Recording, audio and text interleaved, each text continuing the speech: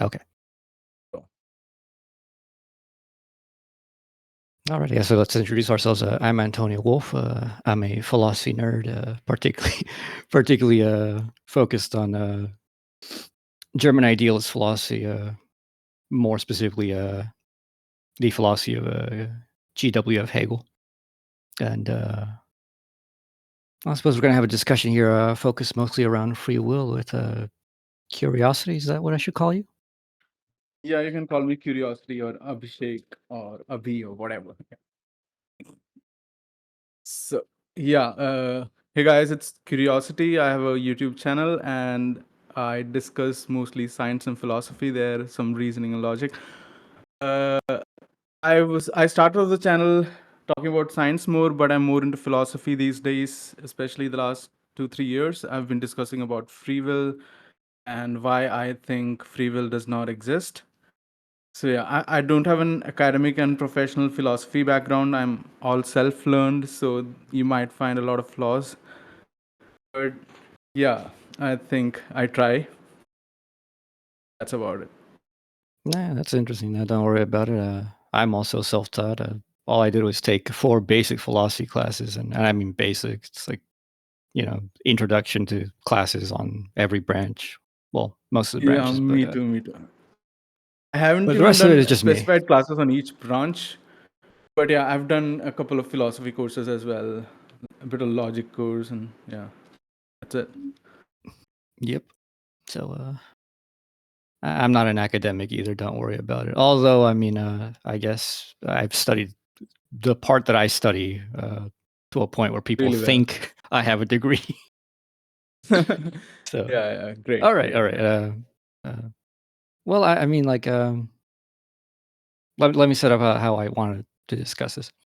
So, Sure. rather than lay out a straight argument, I do have one, Mhm. but it requires a lot of buildup. I just want to like set up the problem because I don't think people appreciate generally what the problem of free will actually is, which is what leads people to a confusion, which leads to weird things like libertarianism, which is unintelligible. It Mhm. makes like the position of determinism seem obvious and unassailable, but also be unintelligible. And then compatibilism is a position which I think you acknowledge it in from what I've seen in your channel that compatibilism is just a nonsense position with regard to the Uh, question because it just completely dodges it. yeah, in the sense that it dodges it, I can say that it's. I won't say that it's nonsense. There's a lot of useful stuff there, but yeah, it does dodge the actual folk notion of libertarian free will, that feeling and intuition that normal people have. So that's where I think that's kind of a clever move that they do. But yeah, there is a lot of useful stuff out there about how to organize society and criminal justice system. Uh, and they Mm. talk about freedom, worth, wanting, and all. Um, I quite align with that idea, but not the idea that free will doesn't exist. And people like Dan Dennett who say that we should not tell people that they don't have free will, although I secretly agree with you that we don't. Things like that. So Yeah, yeah, yeah. because I think he's pretty scared about the idea that if we present before the world that if free will doesn't exist, the world will go berserk or something. I don't know how, but I disagree with that. I don't think that the world is gonna go haywire if we present the truth about free will, just like Mm. atheism or any other stuff for that matter. Yeah, yeah. I mean, that's kind of a silly thing. What's his name? Who's the guy who recently put out that book, The Evolutionary Biologist? Oh, He's kind of a Robert Russian. Sapolsky. Sapolsky, yeah. He put out the book, Yeah, and Robert he's like, Sapolsky. "Well, yeah, people don't have free will, but like he says, all this really means is we got to throw all this stuff about justice out, and really, it's all should be like medicalized terminology. Obviously, we can't put Kind of, yeah. something called responsibility on people, but we can go like, hey, this caused that, and if we got to poke your brain a little bit to get you to do the right things or do the things that we want to function in society, we will do so." Exactly. So, Robert Sapolsky is not my favorite free will debater, you can say. There's a lot of useful stuff, like I say, that related to biology and neurobiology, neuropsychology that he has. But when it comes to ethics and morality, I think he doesn't have too much to offer there. And that's where I go to Greg Caruso and Dirk Pereboom, who have really useful stuff written on criminal justice system, and have the concepts of what was that, confinement. I don't remember the name. What was it during COVID? What was that term that we used to be in confinement? Quarantine. Yeah, exactly. Public health quarantine model. Dirk Pereboom suggests that in his books. So I'm quite aligned with those kinds of idea to give away with the concept of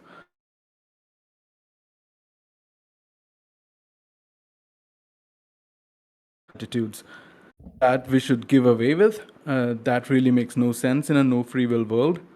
But positive justice, like forward looking justice, punishments which would improve that person or improve the society as a whole, that makes sense. So not justice as a whole, like Sapolsky says, maybe, but yeah, compatibilist kind. Compatibilists have really useful uh, stuff out there when it comes to justice, but they're just not acknowledging that free will doesn't exist, or acknowledging the actual definition of free will that should be the could have done otherwise, uh, and the up to ness of that person, that person could have done otherwise, and that decision of choosing amongst alternatives was up to that person. This kind of definition they completely reject, and their notion of their definition of free will is somewhere like, if you can act in accordance with your own desires, then you're free. Then you have freedom of the will. So that's what their definition of the of free will is. And I think Antonio has some similar kind of a notion of free will. Actually, no. One, I reject the position that freedom has anything to do with doing otherwise. Two, I reject the position that the will has anything to do with just achieving my desires, be they whatever they may be. And I see that this is like one of the central problems of this issue and why this issue seems to not be answered, which is to really talk about the problem, we have to settle two things. One, what is freedom? And two, what is the will? And those are actually not straightforward. One of those is actually much harder to answer than the other because it requires basically a full deduction of the very structure of reality, both in a logical and metaphysical sense.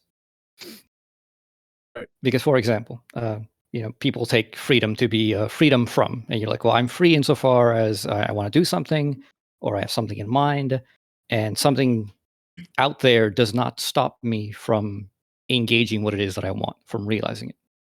So, if I desire to fly, I'm free if, like gravity does not go against me, and all these other things.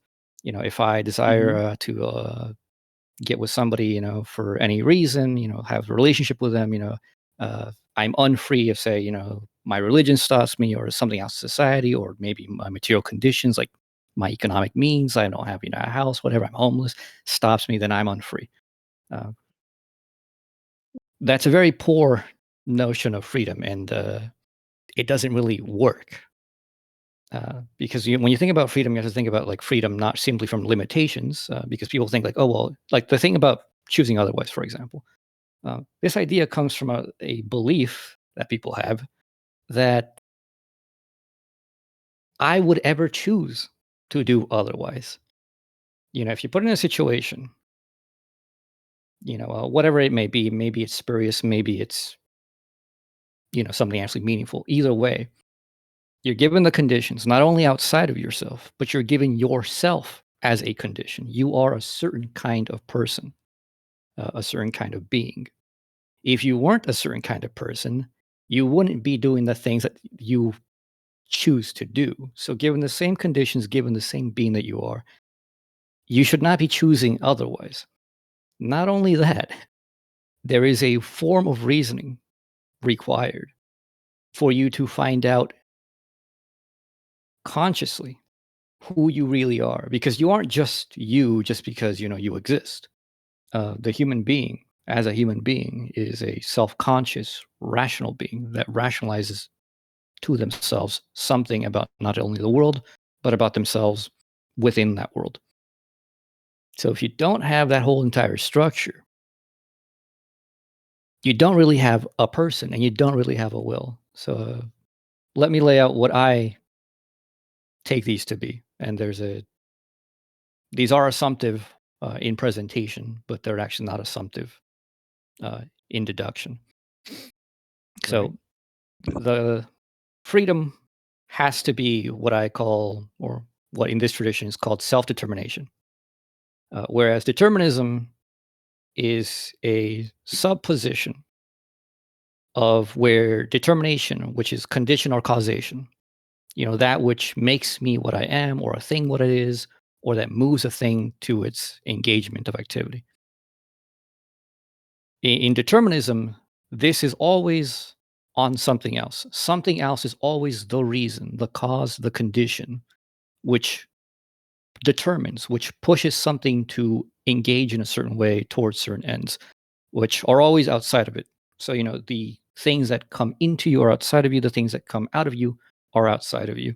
And you yourself are in this nexus in which something outside always determines it. So, in that view, both the compatibilist position in which, like, oh, my desires. Well, the determinist asks, well, what do you mean your desires? Those desires weren't there put by you, right? They were just there. You hunger, you're attracted to a sex, you have certain tastes, you have certain ideals. Well, did you put them there? And the determinist will say, well, obviously not. Look at the history of things and look at the conditions. You're a material being. You have a brain. There's neurons. There's evolution, which puts certain pressures, and so these things that just seem so unproblematically you are not really you. Uh, you're not the source, and that's the issue. That the determinist agrees with the libertarian that for freedom to be the case, the free being has to be the source, and that's what the compatibilists just completely dodge. That's what makes their answer really not an answer. They just assume that there's no problem with my desires and me, and that this attribution to me is just kind of supposed to be taken. Um, so you need self-determination because this chain of endless causes in determinism itself, as a chain, is not determined in the same mode as the chain is determined. So you may say, okay, everything finite is causal. So everything that's physical has some kind of like mechanical relationship to some other thing, either as a condition or a temporal cause, and all these other things. But then the relationship of causation itself is not itself determined causally. What makes causation causal is itself not causal. And if we take causation to be the absolute uh, way in which all things are determined, then whatever like causality is some high level or bottom level, whichever you want to think it, uh, domain of reality, if not the absolute domain of reality, in which we have to then pose the question, well, if causation was itself caused, like the things which are caused within its domain, then you would have just a repetition of the chain of causation. And then you still have to ask then, okay, what causes this new chain to be as it is? And eventually you have to come to terms with the fact that whatever the ultimate determiner of reality is cannot be determined by something else. It has to be determined by itself. Whatever makes reality be real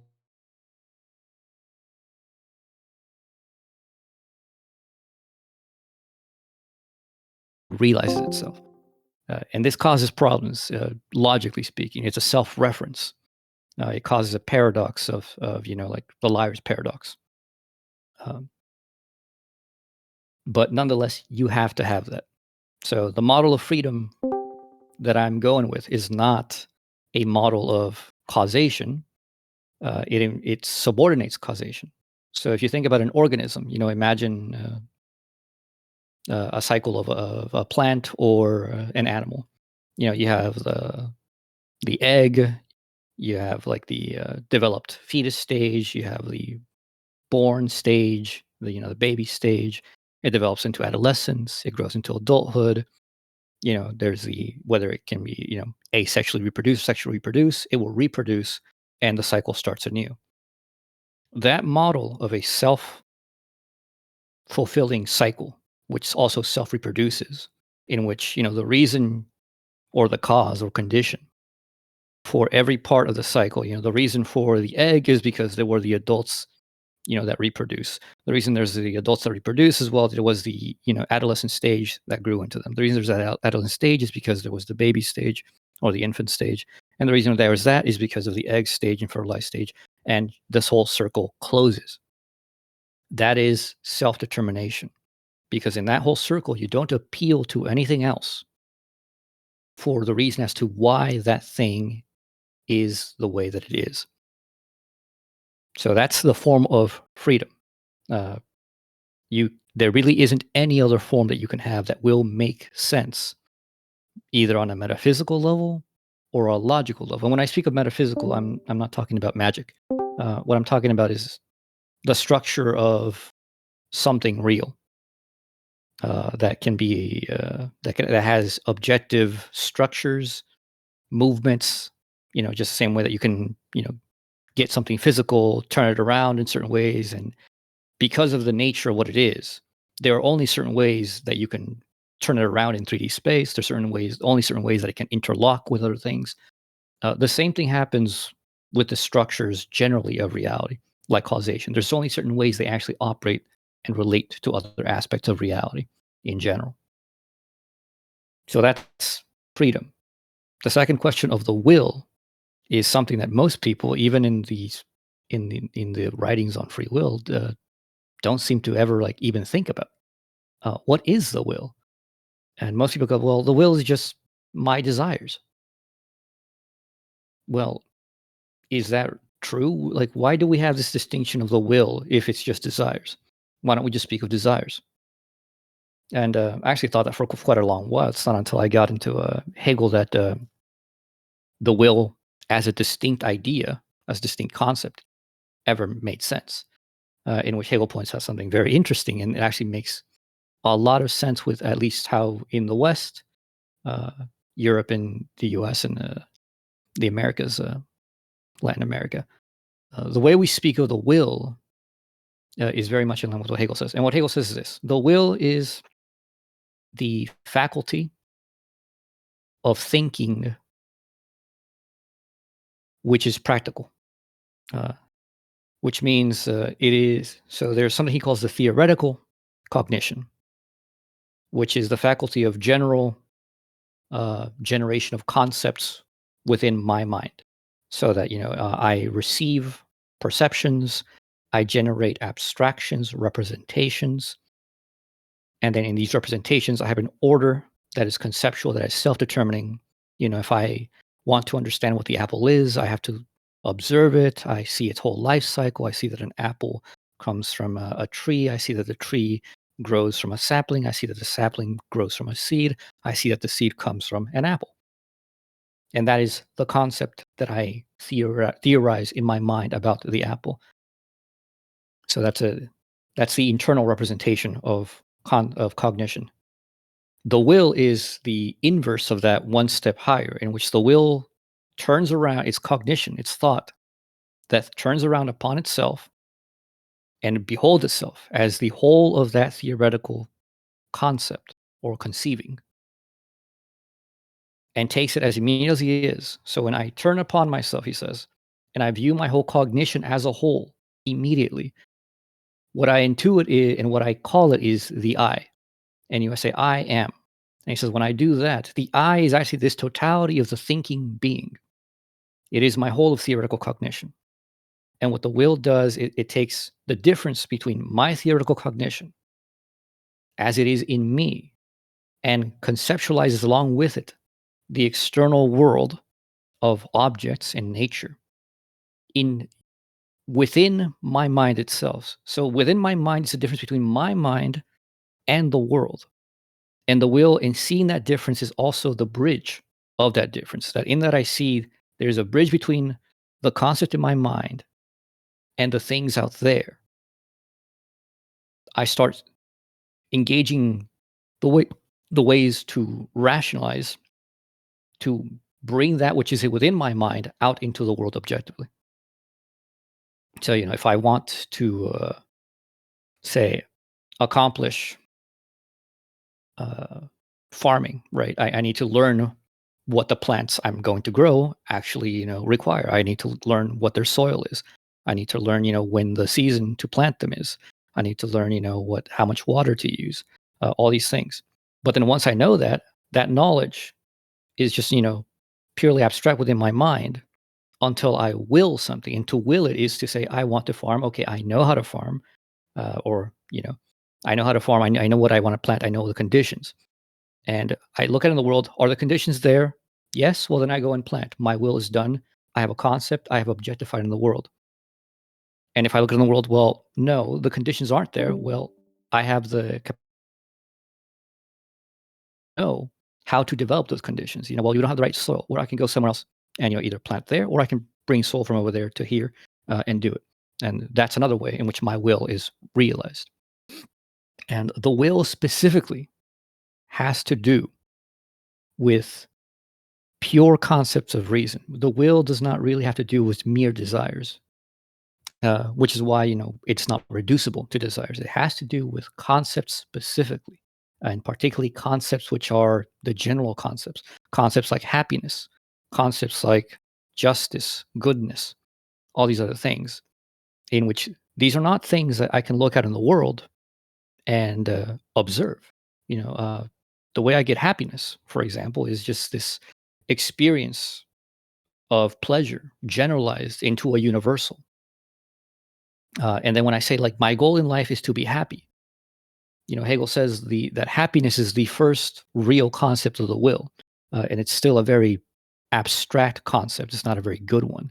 It's very poor because happiness doesn't tell me much. You hear a lot of people nowadays have a problem in their life, and they're like, "I just want to be happy." They don't even know what that means.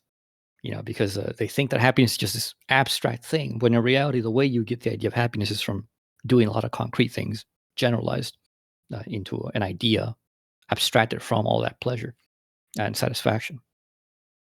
So, anyways, that is the basic breakdown of the will. So that once the will arises and beholds its first objects of the will, not just any desires, but now a universal thing like not just happiness, health, for example, is another object of the will, another concept in which I don't observe health out in the world. Health is an idea that I have originating from my mind, and therefore, when I start doing things in my life to say, my end is happiness or health, I start taking immediate things like my desires.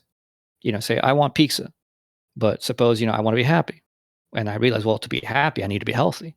Well, I can't eat pizza every day. That's not a good diet. It's going to lead to health problems, and therefore, my will actually lies in realizing health and happiness subordinate to health, or the inverse, depending which one you hold higher. Um, and that's when you start making this hierarchy of desires that a lot of people actually do have in practical living. So that the more you generalize these things, ultimately what happens with the will is that the will realizes it wants to be free. And what it knows freedom to be is essentially self-determination. But self-determination has a specific content. It's not subjective. It's not just like, well, self-determination to me is this or that. That's not what happens. The will grasps itself as the will, and here's why it's free. So if self-determination, which is a return of a thing, like in a cycle, where a frog, goes through its whole life cycle and reproduces a frog in its kind, or within its own body. The body itself is constantly regenerating itself as a whole, so that my cells are constantly being unified in the whole of my body towards the purpose of my general living as a conscious subject for my overall organic ends. That kind of self-unification and self-enclosing of the biological being is a kind of self-determination. It's a thing which produces itself as the thing that it is. So the will can behold itself as the will when it realizes that its end is freedom, and it realizes that to achieve that, it needs to have a purely independent concept of reason itself, which is to say, it must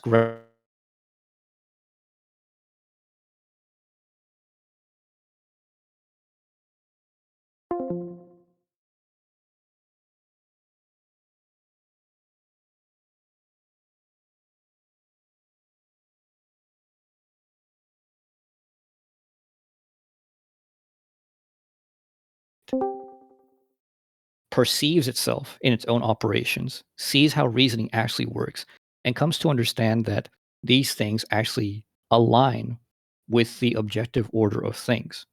So, for example, if I want to know how the universe works, I better know about causation. I better know about conditions. I better know about, you know, appearances versus reality, illusions versus, facts. Those things are aspects of my pure reason. They're not just things that I observe out there in osmosis from the world empirically. It's not an empiricism. And it's also not just a given thing like rationalism. It's not an innate idea. So the will has to come to cognizance that it wants freedom.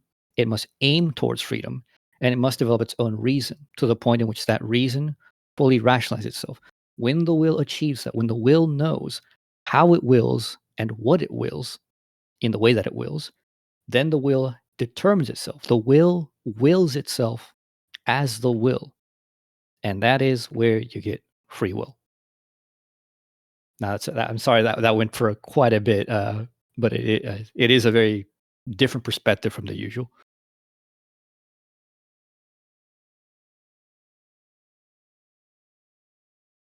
I That hope, was quite something. Yeah.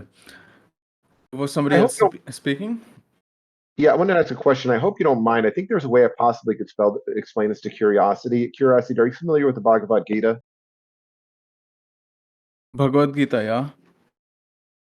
Okay, so think of it Uh, like the situation with Arjuna. When Arjuna doesn't want to fight, he's overcome with certain passions, like fear, for example.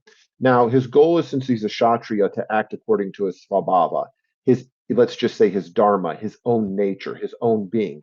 That's when he's kind of self-determined, when he's acting according to his own being.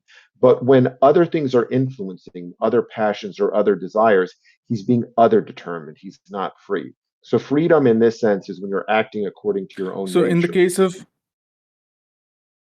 Yeah, go ahead. all right, but okay, let me just respond to Antonio. Like I told you, Antonio, like most of it Mhm. was it went above my head. I haven't read Hegel and all that. I haven't touched that. Yeah, that's fine. Yeah. So, what I would like to ask you first is you said that the will is a concept of reasons. It's not just happiness, it's happiness, justice, goodness, reasoning, and stuff, right? Reasoning, logic. It includes everything. It's not just basic Yeah, happiness, it yeah, includes yeah. everything. So, one of them is reasons to act according to reasons, right? Mhm. All right, but why would you act according to reasons is actually determined? I can't see freedom there. Like, for example, we know that 1 plus 1 equals 2. Are we free to not believe that? Or are we free to believe that 1 plus 1 equals 3 once we have believed that? Once we know that 1 plus 1 is equal to 2, we can't believe that 1 plus 1 equals 3. We're not free there. So in reasoning and logic itself is a deterministic process. We don't have the freedom to believe otherwise or choose otherwise. For example, believe in God itself. You know about the concept of Pascal's wager, Yeah. right? Even if Yeah, we yeah. don't believe in, even if we don't have reasons to believe in God, they said that you have free will, you can believe in God, but it's just not possible. We can't choose what we believe in. We can't choose our desires. So in that sense, I don't understand how that, and the concept of freedom that you first alluded to, self-determination, chain of causes, which is itself not determined, kind of causa sui causation. Is that what you're saying? It's that Yeah, self-determination is it is causa a sui? causa sui. Yeah, but it's not an immediate causa sui. You don't just say it. There is actually a proof of it. Right. I want to know more about the self-determination thing that you were saying. First of all, like I said, reasons, happiness, and all, we're just slaves to our desires and reasons. Desires are like we are slaves to Yeah. hunger. We are Can you slaves let me to respond to the first thing so we Yeah, we don't get lost in too sure, many? sure, So sure. in Yeah. response to the issue of like, well, if 1 plus 1 is 2, and I'm not free to believe that 1 plus 1 is 3, how can that be freedom? Well, what's the freedom of believing that 1 plus 1 is 3? Suppose that, let's take a more real example. There's a berry. Actually, I was hiking last year somewhere, and there was these bushes, and I wondered if they were poisonous or not. Knowing that those berries are poisonous, which I did, I checked before I bothered tasting them. Obviously, even then, I wasn't exactly sure. I found this stuff on Google, and I'm like, it kind of sort of looks like edible, but not gonna chance it. And then I finally found the exact thing. The exact thing was like, no, this stuff is poisonous. It ain't gonna kill you, but it's gonna give you a bad stomach ache. Me knowing that and acknowledging, yes, the thing is poisonous. If I eat it, I will have a bad time. That is not unfreedom. That is freedom. If I thought that being free was ignoring the reality of things and going against it and, still eating it and, being stupid and harming myself, knowing that the thing is poisonous and say like, well, I'm a free being. I can fuck myself up. Under no view of freedom from anybody can anybody say that's actually like a genuine use of freedom. People will say, you're out of your mind. They'll say you're insane. You're not being a rational person. You're not actually being free. Right. So, for example, take a person who actually eats the berries and is irrational. Is that person also free? No, I mean, that's why, because they're being irrational. How can you be free if you know the thing is poisonous? And yet you go against it. Why in the world would anybody who knows something is poisonous and is eating it because they're like, well, I want to engage pleasure, knowing that the consequence is not pleasure, even if the thing tastes good, they might be sweet. There are berries that we know. There are things that we know that taste good, but they're bad for us. They're poisonous. Even if you're saying like, oh, my only goal right now is happiness, and happiness is pleasure, and pleasure is going to be me eating the sweet berry, but I know it's poisonous, and I go ahead and eat it anyways. I've literally destroyed my future capacities and my immediate capacities right after eating it. I'll have a bad stomachache. In engaging in the very thing that I claim to be engaging, I engage a contradiction. I say I want pee, and then I do not pee, basically. I mean, how can that be freedom? Under what sense of freedom does that fall? Right. So, I will have to go to neuropsychology and neurophysiology now. And now that we know scientifically that brain is what produces thoughts. Right. Well, we don't know that. So That's actually not established. we do That's like an assumption. No, we do not know that. there's a correlation, but that is not established. There is no knowledge that we have about where consciousness comes from. We don't know if the brain receives it and limits it, or if the brain produces it. Something like NDEs, near-death experiences or mystical experiences, provide evidence for a reason to think that this is not a settled thing. So it's not settled. Right. I now think that yours is also a kind of compatibilist free will. For example, if you can act according to reasons, then you are free. Like, if you are convinced that the earth is flat and you had no freedom in not believing that the earth is flat and no freedom to believe or know otherwise, you're just forced to believe that the earth is flat, then you're seeing that you're actually free. No. It's freedom of the will. No. Okay. Can you This has explain to do with like full, like, true thoughts.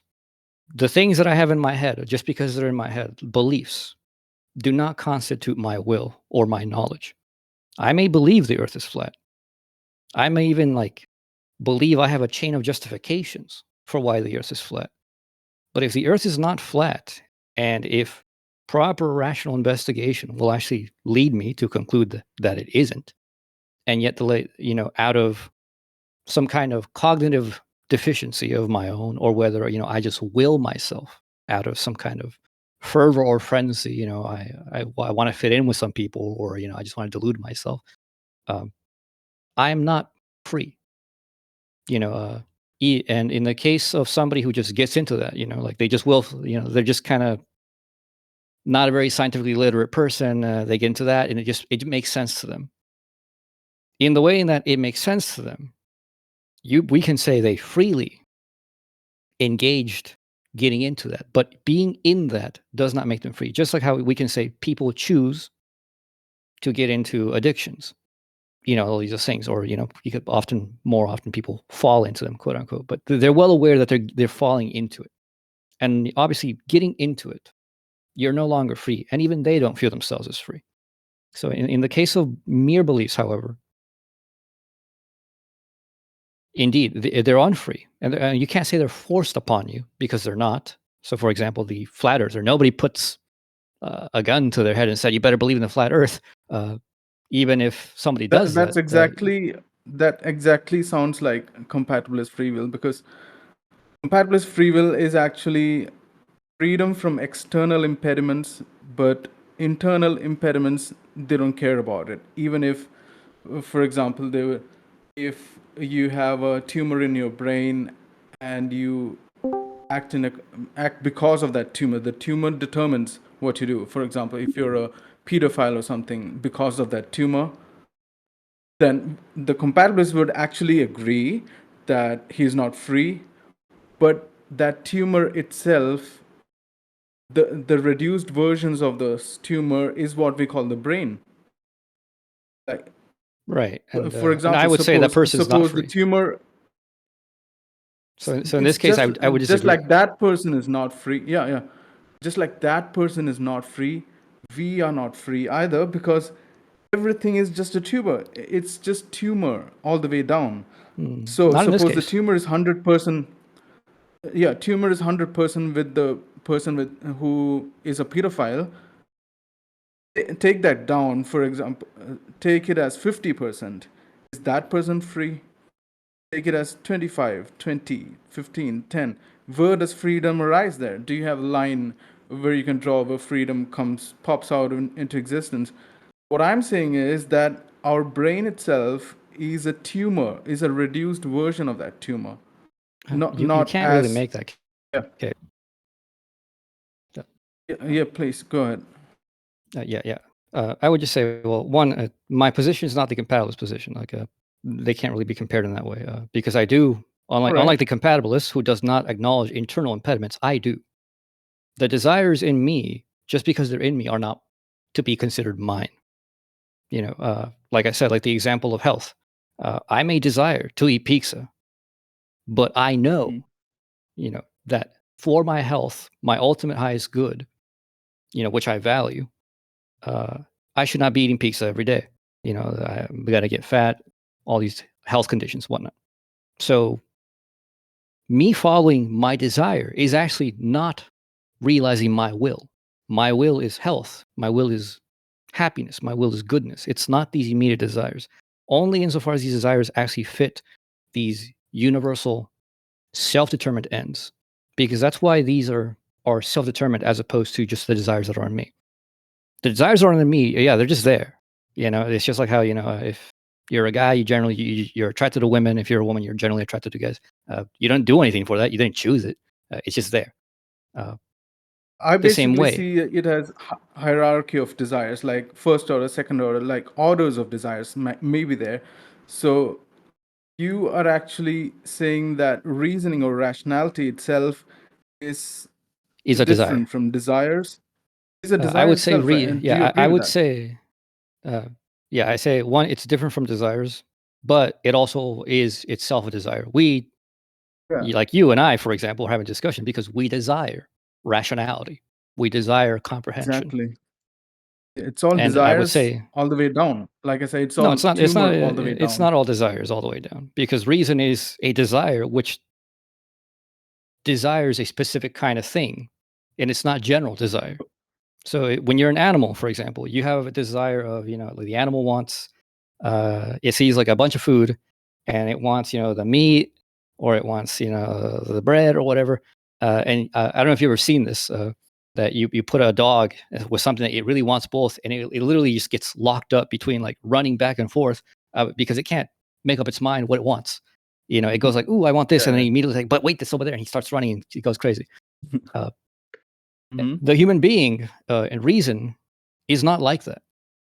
When you actually have the will, you don't suffer that whole indecision of like, I'm being pulled here, I'm being pushed there.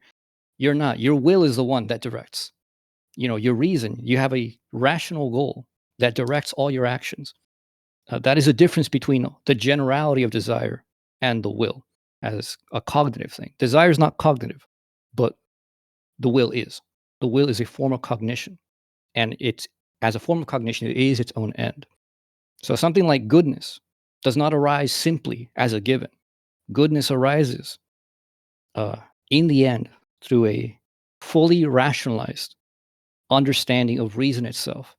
What makes the will unique and fully self-determined, unlike other things, which are always other-determined. My desire is other-determined, by and large. It's just there. It impinges upon my mind, upon myself. And sometimes I have strong desires. Sometimes I have weak desires. But nonetheless, if I have a will, even though I have strong desires, you can be really mad, or you can be like really sexually attracted to, people who you should not be, who may be married. And yet you can go like, okay, I understand, like I have this desire, but my reason tells me otherwise. And I will go with my reason, because that is what I really am. That is who I really am as a human being. I am not just an animal to be pulled hither and thither. From what I can see is that you have a particular definition of freedom that most others won't agree with. They're just wrong. For example, because they don't make sense. For example, okay, go ahead. let me just give you an example. So, suppose someone is standing on a cliff and is deciding between whether to jump or not, and he has a reason to not jump. Is he free to jump? No, well, When you have he to has ask. a reason, strong reason did he not give to jump. themselves? Well, you have to ask, did he give himself that reason, or is he just taking that reason as given? If he just taking that reason as given, it's no different than just like the desire that's just there. It's just like a religious person. A religious person grows up in their culture and religion, and they just believe things because that's all they've ever known. So they were given their belief in God. They were given their belief in doctrines. They're like, you need to pray to God in this way. You need to do these rituals. You can't do this or that. It's bad. Why? Because, the Bible or whatever the holy book says so. You need to go do this with the priest, whatever. And so you just do that. The person just does that. Now, they believe that. That is a belief. And they use that belief as a reason leading to other things, because then they base their thinking around those given beliefs. But those beliefs are themselves irrational. They're no more rational than, you being attracted to whatever, or, desiring whatever for lunch. So long as a person does not fully understand why they really think so, why they really think things, all the way down, and I don't mean just relatively. Like the demand really is very strong. It's not just a relative demand of like, I need to know immediately, like, what is my immediate reason? So, like I want pizza. Well, why? Because I'm hungry. And I'm hungry. Why? Well, because I'm an animal. And if I end right there, that's not a full chain of justification. I don't fully understand what my reality is. I'm just taking it as a given. I take it as a given that, science tells me this or that. I take it as a given that, the categories of reality involve causality and all this stuff. That person may be more rational than, say, somebody who doesn't think at all. Maybe more rational than the religious person because they have they have longer chains of justification, and more advanced processes of reasoning. But they themselves do not get to the point in which they've cognized their own will, their own rational process, to understand how it really works and what justifies the rational process to itself. So, according to your definition of the self-determined freedom or something, we know that according to that definition, 99.9999999% of all people don't have free will. It's just this fringe minority of 0.001 or something that you're saying have free will, which I don't Full. agree with either. Even See, even I those have people. I would push back. I have it's gradients. There's levels of will, more or less. Some people have a very high level of will. Some people have a lower level of will. The human being as a human being generally has a will, unless somebody has severe cognitive deficiency. Okay, the will is there, but is it free? Can you break the causal Yes, nexus? the will is free.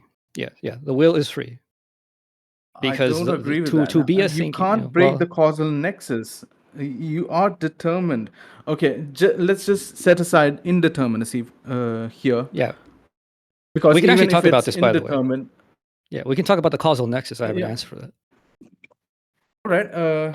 So setting aside indeterminacy here, let's assume that the world is deterministic. Even in a deterministic world, how can you break free of the causal nexus? Where can you break free of the causal nexus? Every person who thinks has already broken free of the causal nexus. To think is already to think on a level that is not natural. It has nothing to do with physics. The relationship of thinking and neurons is literally the relationship of the alphabet to words. And, in English, we have, the 26 letters of the English alphabet. With those letters, they enable, and this is a very important difference, determining, which are, the things that which will condition and cause other things to be the way they are, and enabling conditions. Language, for example, or the alphabet, let's take it, is not a determining condition upon what appears in written language. It is an enabling condition. It allows new things to appear. And you can arrange the letters in the alphabet and create new words. You can put them in novel ways within sentences. Just because you have 26 letters does not lead you to necessarily write Shakespeare or write, some really silly post on the internet or, write a bunch of gobbledygook nonsense. The alphabet does nothing. The alphabet just enables that arrangement to happen. But it does not determine that the arrangement should happen in any certain way. In the same way, the neurological and physical factors of the universe as a whole enable the faculties of thought, but have nothing to do with the ways in which the faculties of thought, as the faculty of thought, comes together and determines itself, just in the same way that language is not really determined by the alphabet. But don't you agree that, okay, I didn't understand what you said. Can you repeat that? All right. So the physical factors of the universe, the laws of physics, spatial temporality, causality, chemistry, all these things. They're like, the analogy that I would make is like the alphabet. In English, we have the alphabet, and just because we have 26 letters, those 26 letters being there do not determine what I will write with the 26 letters.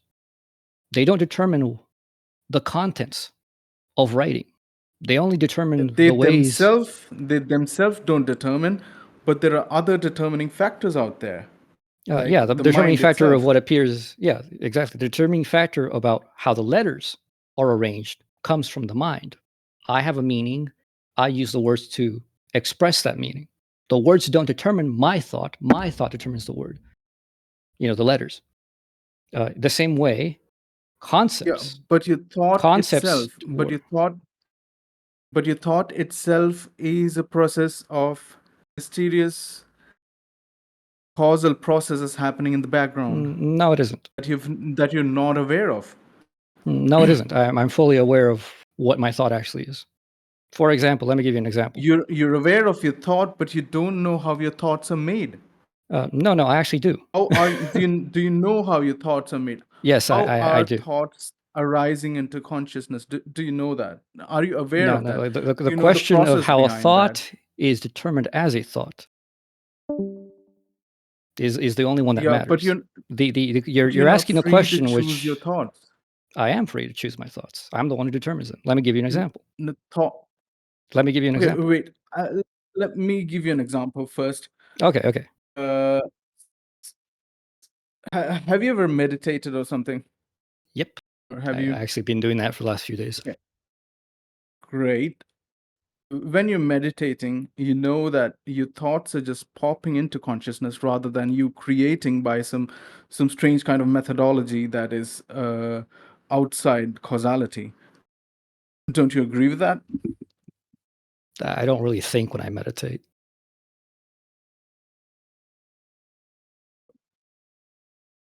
I don't understand. Like when you meditate, what kind of meditation? So when I are you into? meditate, I may have imaginations, but I don't really have thoughts. Okay, even the imaginations, do you know how they were produced? They're not just aware popping into of how my those mind, and I don't pay attention. They don't exactly determine what's going on. and the popping into mind, that process itself is what I'm alluding to as deterministic process. Something mysterious going on in the background. It's Yeah, pretty much but compatible with someone, assimilation. Someone is writing, and you are just a slave to witnessing all those thoughts. Somebody's putting some code out there, and it's coming out as thoughts in your consciousness. But are you that simulator? Are you in control of that simulator? No. You don't know how your thoughts are created and are coming into see, existence. I would in say your that's a bad consciousness. example. Like, if I may push back, I would just say that's a bad example. Because one, in meditation, I have no purpose to actually think anything. Imaginations pop in my head. I am not paying attention to them. The whole purpose of meditation is, okay, I see it, I ignore it. I don't care. It doesn't determine me. So it has no determining power. I keep on meditating, I keep on ignoring it. When I'm thinking, So what I'm saying is that the phenomenology of thoughts coming into consciousness is the same as every thought that comes into consciousness, but it's just not. that you are in an illusion of thinking without knowing that you're thinking. Like you're thinking, but you are completely unaware that you're thinking. Thoughts are just coming and popping into existence, and you think you're in control of them, but it's the same process going on with all thoughts that come into your consciousness. They are just coming from the background. You don't know the causes behind. Like there are scientific ontological causes behind them, sure, but you're not aware of them. And when you're not aware of all the physiological and psychological causes that are the result of your thoughts, how can you be free? Well, again, I repeat, the example you gave is not a good example, because in meditation, I have no intent to think anything. That things pop in my mind determine nothing. They proceed, they come in and they leave. That's it. It's like an itch. It comes and But it goes, and it what has about nothing to do with my life. what about complex rationalizations, like you're deciding which job you want to go to? Even those thoughts that come to you, you're not free to choose those. They're just Well, coming to you yes. Okay. because Again, of reasons outside your control, again, causes outside your again. control. Yeah. So I think something must have been missed out early in the discussion. Remember when I said that the issue cannot really be about choosing otherwise. There is no reason you could ever give for choosing otherwise. If you chose otherwise, what reason do you have? If you say, look, I'm free because I could choose otherwise. Tomorrow I can stop being Abhishek, and I can, decide I'm Antonio, and I will start living like Antonio. Other people will see you and say, Abhishek, you've gone crazy. What's wrong with you? You're not yourself. Because guess what? Abhishek is not the kind of person who just wakes up one day and decides to be another person. Because that's not who you are. That doesn't make any sense. That's not rational. That's not free. That's what an insane person does. So the choice thing is an illusion. It's a red herring on the issue. It has nothing to do with it. Because when you're free, there actually is only one choice. You don't have this openness of choices. That's what it's really counterintuitive. How can a freedom be just one choice if you're determined? Well, how can freedom be many choices? choice. Think about it. I gave you the example. What does choice have to do with freedom? Why would you choose otherwise? People say, well, I know what you're saying. This is a common view, but it makes no sense. It has no intelligibility. And it's just people being confused because they view freedom as something free from limitation, but they don't have a positive view about what that actually is. So they get rid of the limitations and then they pretend that there's something there, but they don't have anything there. And they're like, well, I could decide X and Y. Why would you? If you decide for no reason, or if you go against everything that you were your entire life, the only thing that shows that you're crazy. It doesn't show that you're free. So, like I said, suppose someone is convinced of the problem of evil as a good argument against God, and they're convinced by it. They're just persuaded by that argument. How can that person at that same time be free to believe in God? Well, okay, again, you're making choice be something disconnected from being a certain kind of being already. You can't be free and be nothing. That's impossible. If you have nothing, you're going to do nothing. There's no reason to choose. And if you just choose randomly, that's not a choice. That's just being crazy. That's being irrational. That's just being a blind bunch of billiards. There is no choice there. Choice belongs only to a rational deliberation.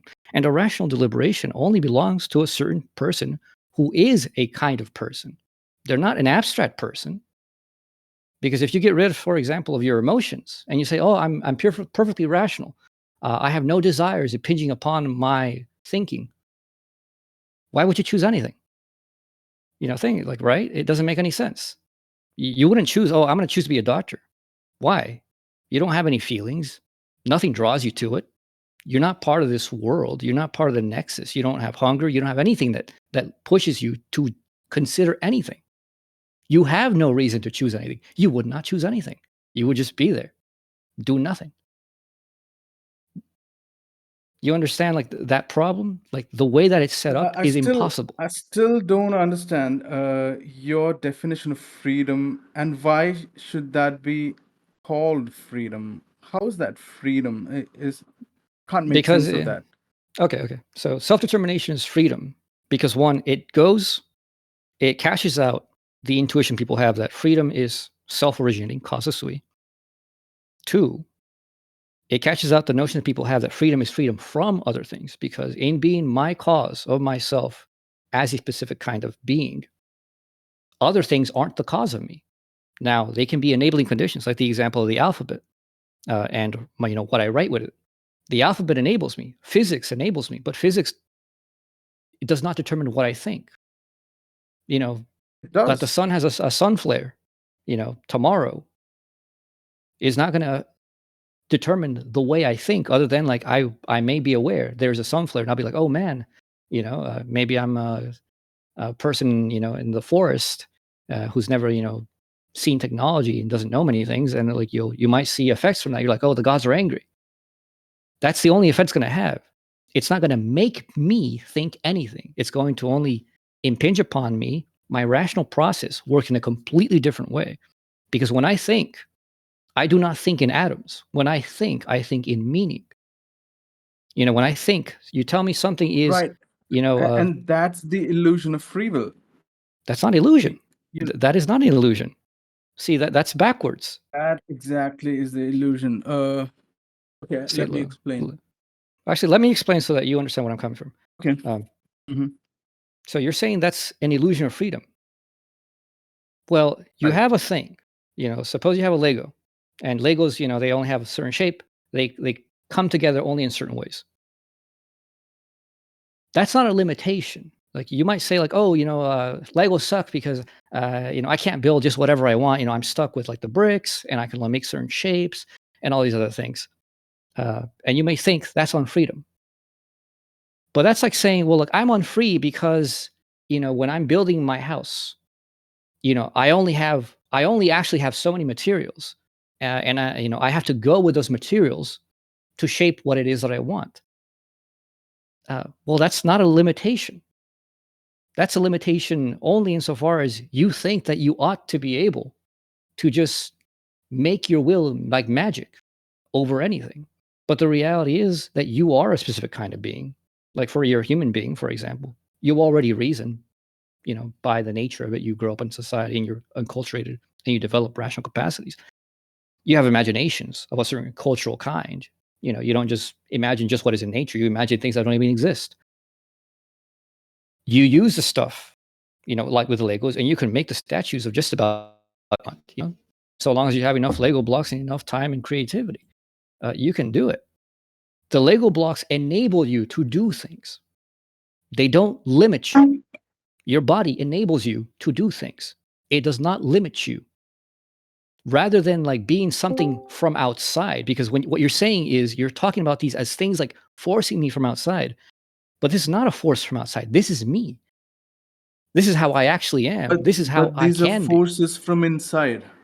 These are forces from inside. You They're didn't choose your genes, your parents, your circumstances, and those have nothing to, your well, upbringing. yeah, but what does that have to do with anything? See, those things have nothing to do with it. It really, it does have to do with everything. If No, you're it doesn't.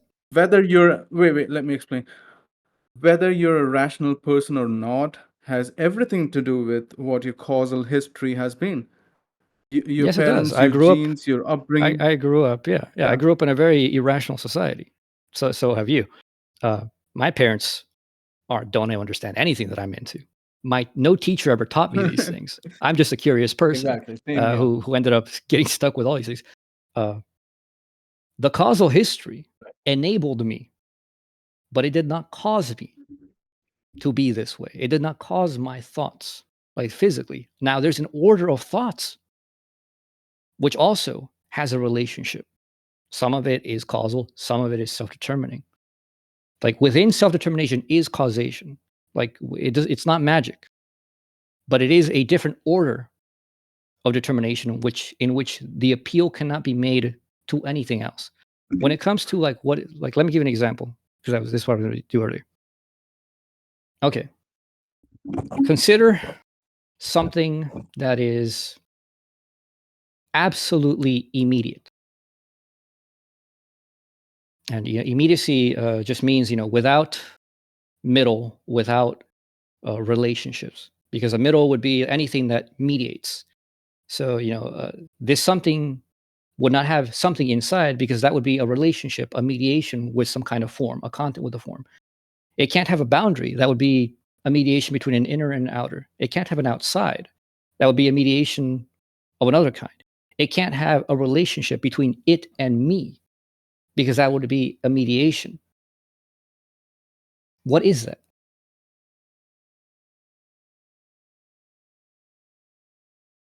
When you're given that structure, what does that mean?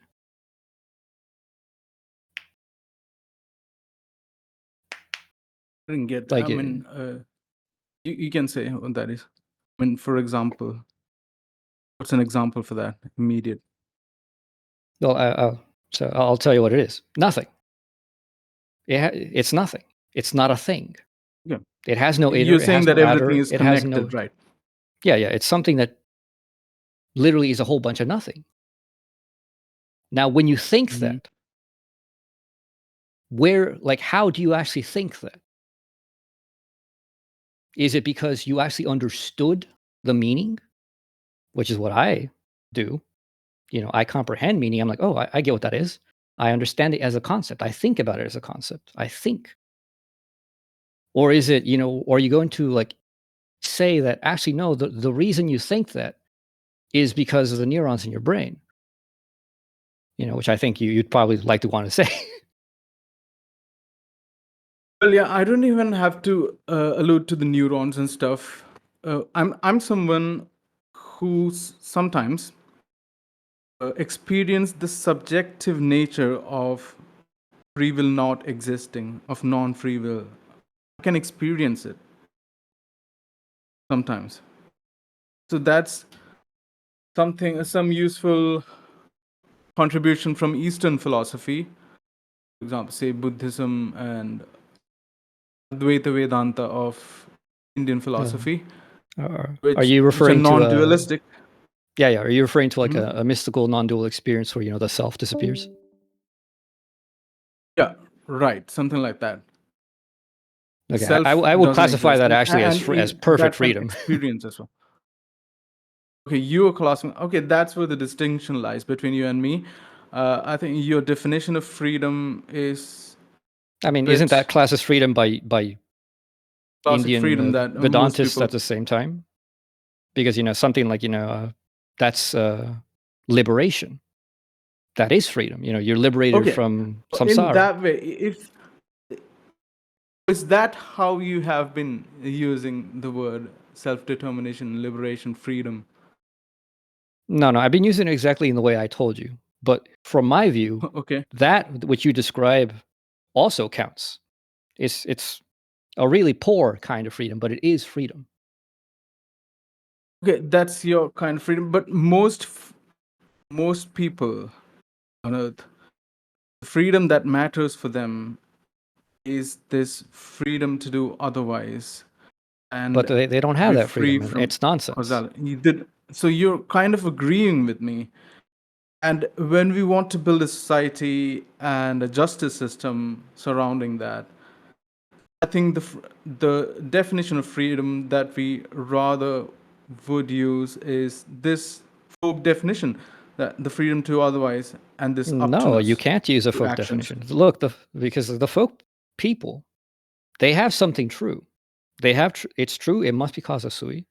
It's true. It must be freedom from. What they're lacking is it has to be freedom for, and it has to be a specific freedom. It can't just be this general abstraction, because to be is not to be a general abstraction. That's the reality. That regular people are confused is nothing new. I mean, it's pretty well known in Eastern Chinese and as well as Indian thought. I mean, obviously, the average person thinks that they're fine. They're fine being trapped in samsara, but the yogi and the mystic knows no, they're the fools. They're the ones who are unfree. That in the fact that they think that they're free, they're actually not free because they're slaves to all these illusions. They have these desires in their treadmill, and the real freedom is to extricate yourself from that through enlightenment, and get out of it. They at least understand that the real freedom has to be cause of sui. And when you're functioning in society, let me let me finish put this out thought. a reductio. Yeah, sure. Yeah, let me finish this thought.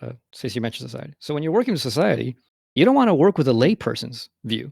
You want to work something that includes the layperson's essential view while getting rid of their confusion. My view includes their view and gets rid of the confusion. It says, yes, what you think the commitments you have about free will of being absolute and causa sui is right.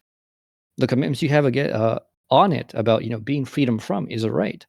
You're just missing. There must be a freedom for, and it must be a specific kind of freedom, and therefore cannot be an abstraction. And therefore, once you understand it, and you can get most people to admit this, because they're confused. But once you talk about this to them, they will all say, yeah, that whole thing about freedom to choose abstractly doesn't make any sense. I wouldn't wake up tomorrow and decide that I'm going to just like murder, my friends. I'm not the kind of person who does it. I don't want that. And to say that I'm not free because I don't want to murder my friends. Yeah, that doesn't make any sense to them. Like if you made that argument to them, like, look, you're not free because tomorrow you can't decide to wake up and murder your friends. They're like, yeah, you're crazy.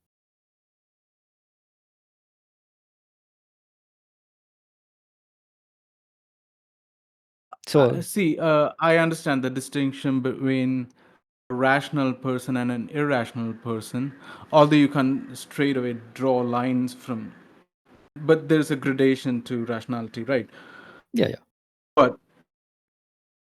But freedom does require this ability. Okay, let me give you the example of that tumor person again. That tumor person, you agree, doesn't have freedom, doesn't have free will, right? Mm-hmm. So yeah. So just reduce it. Keep reducing that tumor. Where does the freedom come about?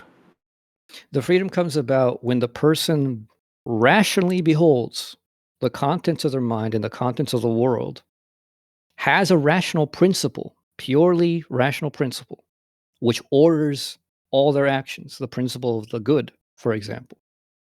And it has to be one of these. It can't be like, oh, I want pizza. That's not a rational principle. A rational principle is an a priori principle like health, the good, beauty, truth, whatever. Those kinds of things. A person who does that measures, okay, I know this. I know the truth. I know how the world works. And they're like, I suddenly have uncontrollable rage and I feel like murdering my wife.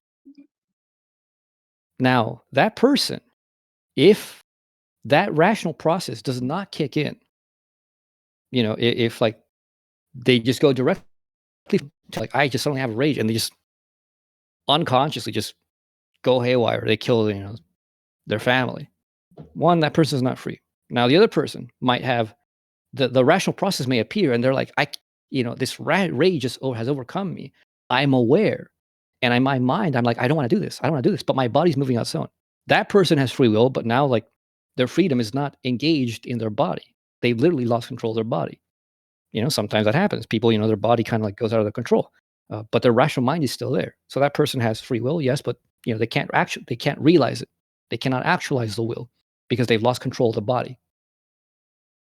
And then there's another person who they've have that tumor, it's like 25% or whatever, say 10%, something manageable. It causes intense rage. And they're like, oh my God, I suddenly feel this intense rage. Why? And they inquire rationally, look, I love my family. I love, my neighbors. I love goodness. I love truth. This rage comes from nowhere. It makes me just look at, the immediate person right next to me and I want to kill them. And then they'll go like, this isn't normal. They're like, I'm going to, do the rational thing. I'm going to exert my will. I'm going to get away from people. I don't want to put them in danger. Going to lock myself in the room, call, the hospital or something and say, hey, something very weird is going on. I have this intense rage. I can't, it seems like almost uncontrollable. Please come get me. Please put me in a ward. That person has free will. They see the options of action between what is true and what is false, between the rational and the irrational. And they go with what they know always to be the case, which is their rationality. That person has freedom. That person has free will. You see, I understand the distinction between irrational and rational, but rationality is not something that gives you freedom of the will. Your will is never free. You can't break free of yes, it is. Nexus, right? Yes, it does. Freedom is not a thing other than being. An atom is a self-making thing to a certain extent. It comes together because of the forces within matter itself, according to matter itself, which unifies itself into atoms. Elements, through the chemical process, bring themselves through the chemical process inherent in matter to unify into elements, and so on and so on. The rational person, as rational, also at the level of rationality, brings himself into a certain kind of self-unity of its own kind. To say that this isn't free is basically saying that freedom is non-being, that freedom is irrationality, because you keep bringing this thing like, but if things are this way, and I can't go against the way things are. The distinction between you and me here is the definition of freedom itself, okay? Yeah, my freedom makes sense. Your freedom does not. I think I've shown multiple times that your freedom does not make any sense. Not at all. Not at all. What you're saying is that rationality, a simplification of your kind of freedom is that rationality is freedom. But that No, it's not just person rationality. It's wait not wait just wait rationality. It's reality. Let me finish. Let me finish the point because I want you to understand. let me complete No, so no, because you're suppose a going off on person something you is let me. rational. No, okay, but A you're person is misunderstanding what I'm rational saying. does not mean okay. Let me just Abhishek, complete this. But you're Let me just misunderstanding complete what I this. said. But okay, but That a if I let you person is complete it, you're going by rational. something that I did not say. How should I let you finish something that I did not say? You're misconstruing my position. Okay, yeah, I'll let you complete your position. Okay, so Yeah, go you're ahead. making a distinction here between reason and reality. I make no such distinction. You're saying to me, what you're saying is the equivalent of I'm unfree because I cannot go against my own reality. To which I would respond, you're crazy. Why would you want to go against your reality? That's like suicide. You're going to destroy yourself. How can freedom be self-destruction? Because when I understand things, I understand the reality of what things really are. I'm not making things up in my mind. I'm free because I know how my brain works. I'm free because I know how my psychology works. I'm free because I know who my family and friends are. I'm free because I know what I do in my regular life. I remember my past, It's for the last all a 20 process years. of your wiring. It's all a consequence of your Okay, wiring. but if you but if you went constitutive- against again, if you went against your wiring, how would you be free? If you go and if you say that, oh, I'm free if I can say fuck you, brain. What are you going to do, Abhishek? You're going to that's kill what I'm saying. yourself. That's impossible. You're going to destroy yourself. That's impossible. No, That's it's not about impossible to impossibility. go. Mhm. Yeah, it's not okay, but you're misunderstanding. can't It's not achieve about freedom. impossibility. You can. What do you mean you can't achieve let freedom? me. Okay, again, you keep Are misconstruing you freedom talking as about something other than reality. liberation? The Eastern liberation kind of thing. That freedom is achievable. Okay, I understand. I agree, but not No, your absolute kind of freedom is achievable. and not even the freedom that is worth wanting, because that a person is rational itself is a lucky or unlucky feature of that person, and to hold someone accountable for something lucky or unlucky that happened to that person doesn't make sense. And whenever someone is rational and acts according to valid reasons, he is lucky to do that. It's either constitutive luck or it's present luck, or a combination of both. It's I either would deny it. nature or nurture and a combination of both. I deny That it. you're reasonable, that you're a reasonable person, that you're a rational person is the causal consequence of factors and processes that you did not control and you were not aware of. How could you call something as freedom if you don't control the process? You can. Okay, every person, Abhishek, every person in this world who is not cognitively deficient, they don't have something wrong with their brain, understands the value of truth. Everybody wants truth. This is why, like religious people and scientific people, crazy people, everybody wants to claim truth. They understand the value. They're They slaves understand to truth. They don't have well, freedom. you cannot be slaves to truth. Truth is what enables you to exist. Truth is being itself. The thing that you just said is literally insanity. No, but Abhishek, the thing that you just said. That truth is something reliable. You did not choose that. Truth is reliable, but you did not choose that. If Why you would did you not choose that? how were you free? Abhishek, it has nothing to do with choice. That's what I'm saying. Again, freedom Abhishek, of the will makes the no choice. sense. That's why you can't choose it. No, Abhishek, choice, as you're putting it, doesn't make any sense. It's your concept that doesn't make sense. It's not freedom. See, when you make up a concept that doesn't make any sense, you can't say, the thing I'm talking about, which other people talk about, that's just not real because the way I formulate it makes it impossible. Well, yes, you have a wrong view because you're talking about something not real. So you can't say freedom has failed. The only thing you can say is my concept of freedom has failed. Because if I define something against reality, whose problem is that? My problem. That shows that I have some kind of lack of understanding. If I don't understand how the world really works, if I don't understand how meaning actually works on the conceptual level, I can't blame my failure on the thing. It's just a failure of my thinking. So if I don't understand what freedom is, how the world really works. So nobody is rational in that sense, and nobody has free will. Right? Nobody has perfect understanding of the world. Well, in your view, that may be the case, not in mine.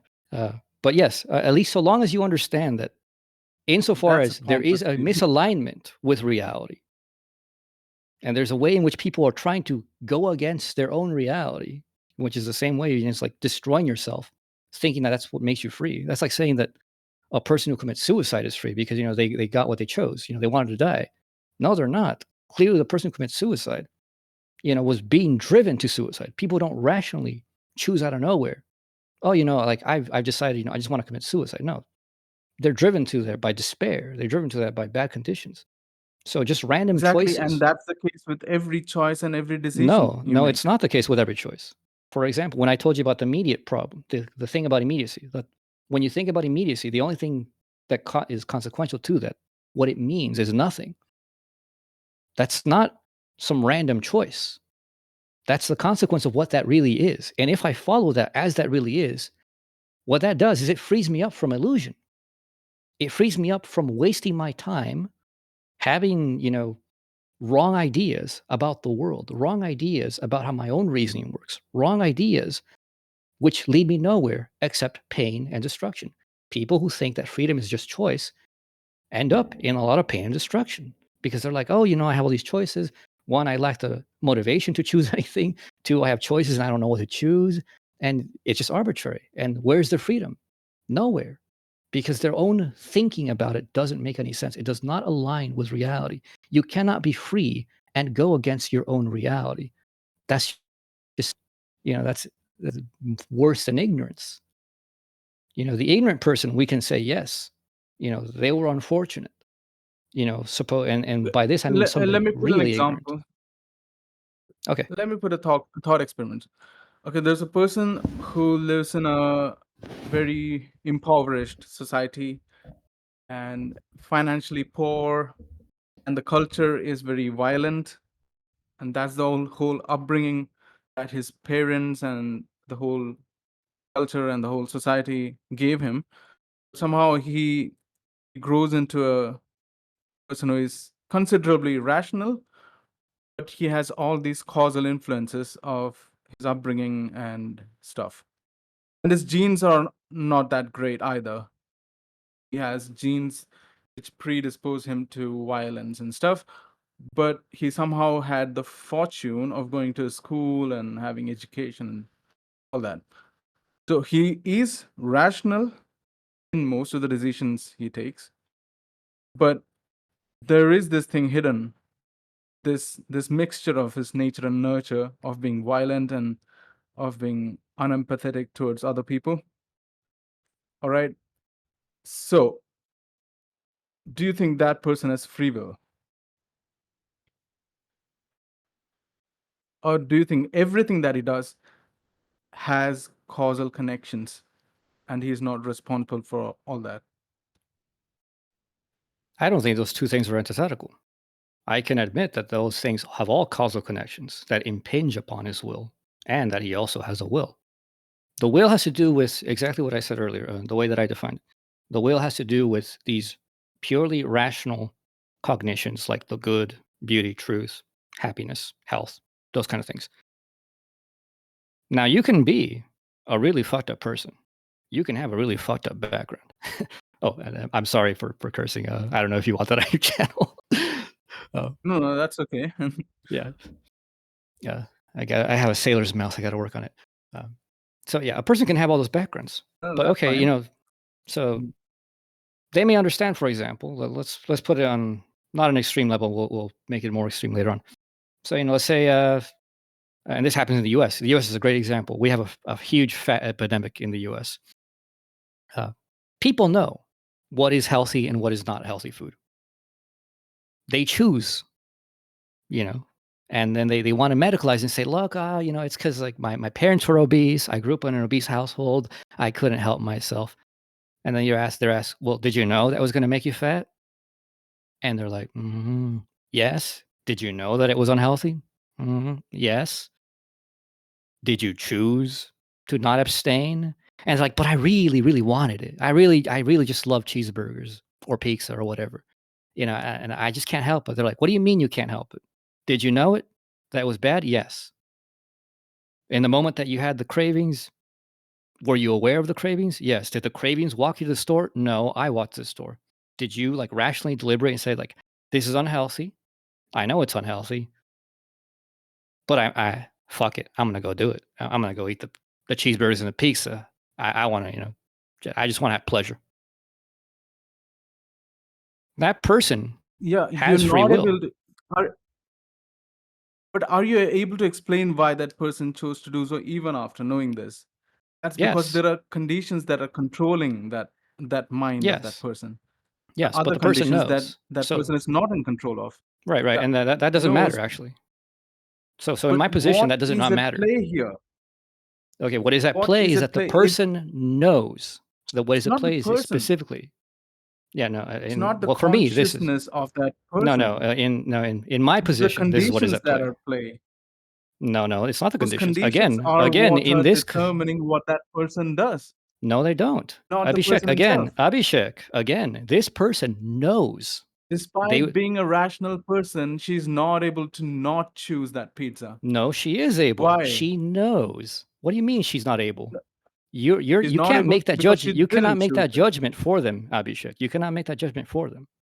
The question is, do they know, and did they rationally, knowing, it may be faulty reasoning, which it is. Obviously they're like, oh, I have pleasure. I want pleasure. I know it's bad, but I'm stupid. I just want the immediate pleasure.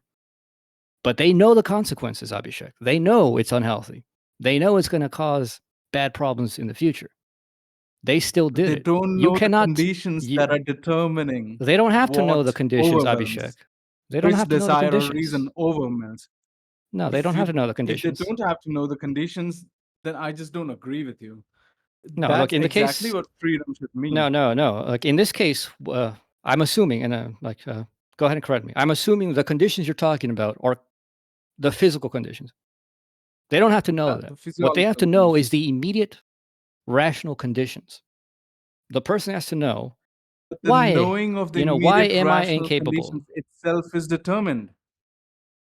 No, not in this Are case. you a In determinist? this Do you case, believe in determinism? I mean, at least for the sake of this debate, are you a determinist? no, I'm explicitly not. I deny that is the structure of the will. I gave you that the structure of the will is a self-determining structure. So determinism is the other determining structure, not self-determining. So I'm not a determinist. I Okay, so involve structures of determinacy, but it's they kind are of a not causa sui, utterly right? determining. Yeah. It's kind of a causa sui. So you're an agent causal libertarian, is it? No. This position is not something you're going to find in any of the established literature. It is not a well-known position. It's mainly a Okay, position so only found, as far as I know, in German idealism. okay, what else? What do you add to rationality and reasoning that gives you this freedom? Nothing. Rationality Okay, is itself rationality freedom. itself. Yeah, Okay, that's freedom. what you're saying, Rationality right? is itself an That's what I instant. said. I didn't strawman you Mhm. earlier. I didn't strawman you. So rationality is No. what you're saying is freedom, and I disagree with that because Well, everything no. that Like you do. again, let me finish. Rationality and being the exact same thing for me. Rationality is not just a representation or belief in my head. When I say somebody's being rational, is that they are acting in accordance with the actual structures of the world. So for somebody to be rational, is that they have to go in accordance with the consequences of the perfection of their own being. So somebody who's, eating unhealthily, being extremely overweight, consciously, it's one thing, for example, I will agree, I will give it to you, for example, if parents have a kid and the parent is in control of the food and, the kid doesn't know what is healthy and what is not healthy. He just eats what the parent gives him and, they make him fat or her fat. Well, that person had no control. It was not their will whether they got fat or not. Somebody else made them. But there's a point in which, that kid gains a level of rationality. Even in America, in America, we're not famous for being smart. Uh, but even in America, people are aware that it's unhealthy to eat all this junk food. They still do it anyways. Now, the desire, the physics did not walk itself to the store, to the McDonald's and buy it and gulp it down. The person did. The person who knows and who chose to do that. Now you may say, but look, they have Absolutely a not. weak will. Even weakness of the will is not example of free will. There is no free will in any situation. And You have not established I that. think Okay, well, so like if I recall correctly, I don't know if you want to correct me on this. The will you established to be the capacity to choose otherwise. Yes? capacity to choose otherwise, and that the decision itself is up to that person consciously. Right. And I problematized, I showed the problems with this idea. One, you cannot choose otherwise. There is no reason to. If you chose otherwise, you'd be a different person. And which means that the freedom doesn't mean jack shit. It's just random. That's not freedom. You're basically saying that even if the world is determined and it's only going to go one way, and reasons are only going to force you to do one action, Reasons that cannot force itself you to is do anything. freedom. No, like, Okay. okay, see, then, okay, here's the thing. You treat reason if it's not you. You are reason. Reason is not something How other could I to be you. reason?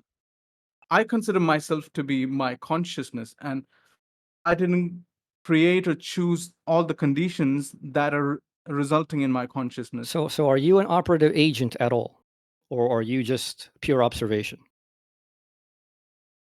See, I have a causal will, a will that is caused by other conditions. If you want to call me an agent that way, then yes, I can make voluntary decisions, rational decisions. Yes, I was free to do that. Is a nonsense idea in economy. I don't see how I was then, not free okay, to do that. if you're just your It's the consciousness, metaphysics. It's the metaphysics of the world that determines whatever I do, not me. yeah.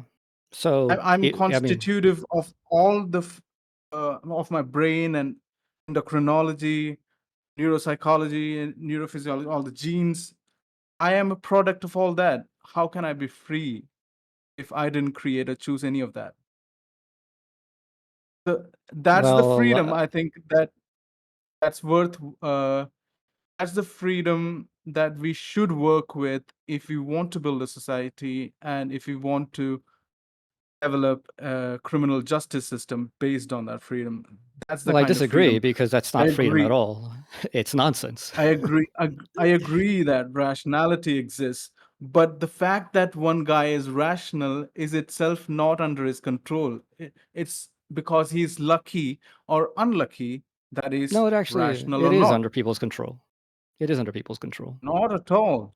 Oh, yes, it is. Look, you can show the difference, and this is it's probably more noticeable in India than it is in the U.S. In the U.S., we don't value education. Most people just don't get it. You know, they don't get like why you should learn things and be rational. Sorry, can you Uh, repeat that? Can you repeat that? so somewhere in I India, lost you you. guys probably have in India you have a culture that's probably far more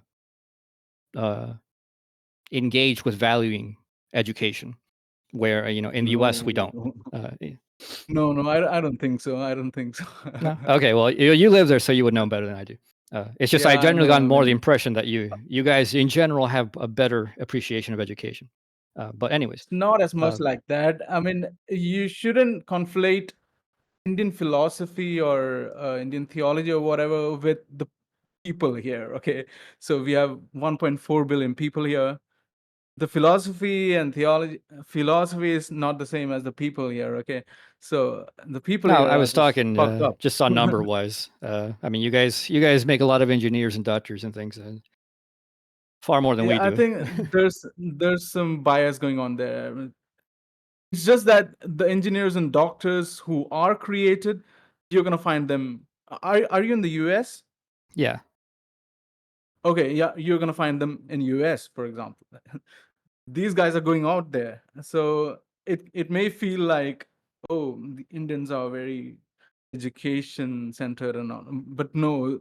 Imagine the fact that we have 1.4 billion people out here, and only a few thousands would be going to the US or other places, or maybe maximum hundreds of thousands. But yeah, most of the people here, billions of people, are just stupid. Absolutely stupid. Shouldn't say that, but yeah. Well, no, I mean, Anyway, like, you also just don't have the infrastructure. Your government is not doing a very good job, but yeah, right. yeah. But anyways, my point is actually, And we are not maybe free. earlier. Yeah, you are not free indeed. Our Just politics and our whatever, all the system itself is forcing ourselves to be like this. so perhaps Anyway, China would be a better yeah, example. Even that it's always going to be the case that the perhaps. majority of people aren't are pretty mid, but that's just a standard. The point is, Right. perhaps now is not a very good time, but like in the past, to a certain extent, both in Latin America, the U.S., say in the last century, in the 1900s, there was actually just a general view among people, and this was general, that education was worth something. That education, Oh. aligned you not only for a better, job, which it does, but aligned you with Mhm. just a better cognizance of what reality is. And smart people get ahead not only because, well, hey, they're smart. It's not an abstract smartness. This smartness has to do with what is reality. If I know what reality actually is, I can actualize my will.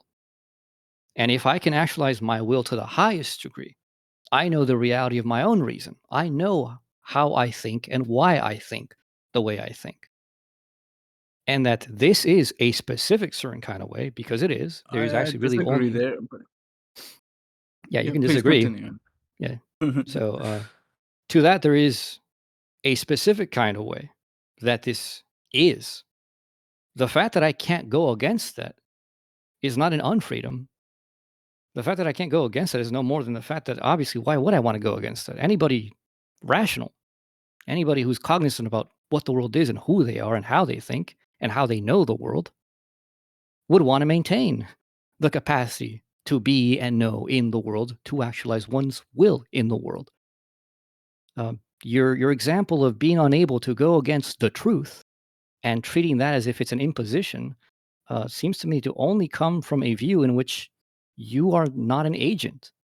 Because when you say, like, I am not my thinking, I am my consciousness, you step back from the agential process. Because what is the agential process other than my cognition, which separates things, analyzes them, synthesizes them, judges them? If I am not that, then yes, I will agree with you that you are Yeah. not free. But you are not free not because you cannot act upon anything, including your thoughts. No, you're not free because you don't exist. According to your, Acknowledge like, what you that view said. of metaphysics. See, rationality and all that you said, I agree with, in the sense that there's a difference between rational and irrational, voluntary and involuntary choices that we make. But neither rationality nor involuntariness gives us freedoms. So even if you're rational, it's because of processes outside of your control. That's Don't not true. consciously choose. That's not true. That is what is true. No, that's That's not true. true. I gave you the The reason example why of I say immediacy. that. Let me give you the example. So again, back to immediacy. Okay. So if I think You can immediacy, give that one more time. Yeah. yeah. So I'll have to if I give you, go for my lunch after that.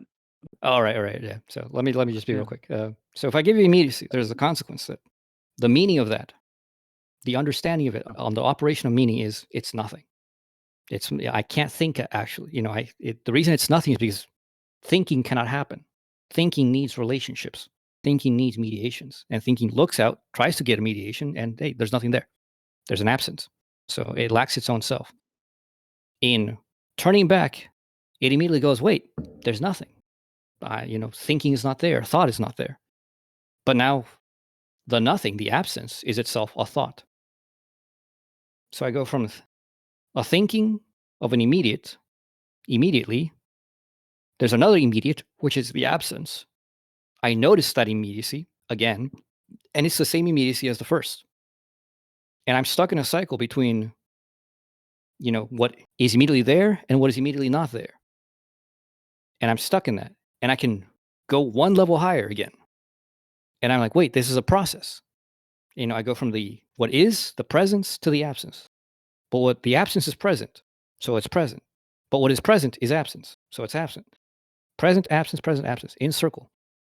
This is not, you cannot tell me, Abhishek, this is a physical process. You cannot tell me you can comprehend this in any physical way. There is no way anything physical could have such a determination at We all. might not be able to comprehend it, but it doesn't mean that there is no physical explanation to that. It No, it sounds does like mean. argument from incredulity to me. No, it's not It's incredulity. just an We argument know. from incredulity. Yeah. No, Abhishek, in No. this case, I know exactly why I think what I think. You are the one who's arguing That's the from illusion of your free will. incredulity. That's not the illusion. No, that's the illusion of free will. No, that's not in the illusion of free will. This is actually before that. Illusion of This knowing is knowing why you're thinking what you're thinking is Abhishek, exactly you cannot say that. I could say that, Antonio, but you listen. cannot. Listen. Can you think your thoughts before you think them? Right. You can't. You Well, can't that has nothing to think your do with thoughts it. before you think them. It Yeah, that has has to do nothing to with do it with it. because freedom, you have to have that ability to think thoughts before you think them. In that That's case, what I'm saying. yes. Yes, actually, Abhishek, yes. That's what the immediacy thing can't. reveals. In thinking immediately, I have thought nothing. And this has happened consequent prior to, logically, what I have initially thought. So that in my immediate thinking of presence, the pre-thinking of the absence is already present in it. I have already thought the absence before I even thought it. And it was only revealed to me after the fact of me going through it, in the very process going through it. So if you want to go to that, yes, I do pre-think my thoughts. No, you actually, that's the illusion of free will that I'm talking about. That is not an illusion. That is a fact. Every thought that pops into our consciousness is a result of background causes that we are not aware of and we are not in control of. You say And that so again. are counter thoughts. Like you're talking about absence and presence. All those thoughts and counter thoughts, intentions and counter intentions, desires and counter desires, all are a result of this background processes, one after the other, causal Do you know chain. that? Absolutely. No, you There's don't. neuroscientific evidence. No, that's not knowledge. See, in all of that, you're assuming, Abhishek, that your reason has anything to do with reality. Do you know that? Or have you just I don't assumed that? even have to go Yes, you to do. science for that. Yeah, I don't have to go to science for that. You can experience that yourself. Experience is not what I'm asking about. Experience does not say anything. People experience illusions all the time. You could be experiencing an So what illusion I'm about your saying is knowledge. that even subjectively and objectively, thoughts are not created by you. It's a You do process not of know the that. brain. You do not know that. It depends on what you mean by you. For me, you is just consciousness. Consciousness is the vessel where all thoughts arise, all desires arise, rather than they're created there. The creation process and the creation process and all the methodology by which that is produced, that's happening in the background, and we are not doing anything to control that. Well, yeah. We are just witnessing all the thoughts. Yeah, from your As a slave. perspective, from that metaphysics, you cannot actually say you know anything. All you can say is you have experience. That experience does not constitute a knowledge of anything. And the thoughts, the reasoning you're undergoing, which is not your Knowledge reasoning. can still make sense. You're not free to have that knowledge, but knowledge makes sense. Justified No, true it doesn't. beliefs does make sense. No, it doesn't. Even like though in the you're case, not free to believe otherwise. in the case, in your own tradition, you have, somebody like, what's his name? Nagarjuna, a skeptic. Mhm. He shows no. You don't just get to say it makes sense because it actually doesn't make sense. When you are forced to ultimate justification, you will not be able to make sense of it. So you cannot claim that you know. So this story you're telling about the metaphysics of, everything's physical and there's some causal chain. You don't know that. You may believe that. You tell yourself that story, but you don't know that. Now, from my perspective, I will tell you, I'm going to make a grand claim here. I might not know that with absolute certainty. I might You don't not know that at all. with You don't know that absolute at certainty. all. You can't say that you don't know that at all. We have No, you don't know that. Like percentage. We can give them percentages. What do you say? Abhishek, you can't. You definitely cannot use Most percentages. probably or almost certainly. true. No, absolutely If not. you don't believe that, Abhishek. then there's no knowledge. Like you said, Yeah, exactly. if For you you, want, there is no if you knowledge. want knowledge, if you think you should have absolute certainty for it, then we don't have any knowledge at all. Yeah, you Right. indeed have Talk no about knowledge. epistemology. Because Oh wow. Abhishek, in order to say you have a probability, Abhishek, you must know the totality. It's like saying, I know the chance of the dice of the I agree. universe Okay, rolling if you want to on go a there, face. if you want to go there, I agree that we don't know anything with absolute certainty. 100% certainty is just impossible. No, you don't know anything at all. epistemologically speaking. You don't know anything at all. You can't say you know even a Well, fraction. that's what you're saying. All right. Yeah. I might not know. Neither do you. Do you? Do you? I will You claim don't actually either. I will claim I actually do. That's a really pompous view, and you don't have It valid is. arguments, sound Well, arguments for okay, that. Abhishek. Well, You this don't discussion even was have not about evidence that. for that. Well, no, Abhishek, this discussion was not about that. But I do I have know. arguments. Yeah. I do have arguments. That's a really It's a very braggart pompous view. thing. Yes, it is. It's a big brag, but I will claim it. For those of you who may be interested in looking that up, the basis of this comes from a really big book called The Science of Logic by Hegel. Okay. So, anyways, you said you That's had a to whole go. different So, world out there. yeah, it's a whole Hegel and different ball stuff. game. Oh my god. Yeah, it's a whole different kind of logic, Yeah. Abhishek. So it's not even I will working on get to formal that. logic. I will get to Hegel in the future, maybe, but let me finish my metaphysics, free will, and Mhm. stuff. Yeah. Then I'll get to God, perhaps, and then we can get to Hegel. While Oh no, I'll yeah. be a bit older. I have thoughts on God, which are also counterintuitive to most things. I would doubt that you've ever Okay. even heard something like what I have. So we can discuss that some All other right. time as well. Absolutely. Anyways, I hope you had a Absolutely. good time. I had a good time. Absolutely. This was my first ever debate in my whole life. If you might not believe that, but yeah, that's true. And Yeah, I mean, I I had don't so consider a much debate. fun. I consider discussion. Yeah, not a debate, discussion, or whatever. But yeah, this is the first time I'm doing this, and it feels really good. And Yeah, it's fun to I'm discuss these very things. lucky to have been able to talk with you, Antonio. 2 more conversations coming up in the future. Sure, yeah. Let me know if you And want yeah, to discuss something else. it was fun.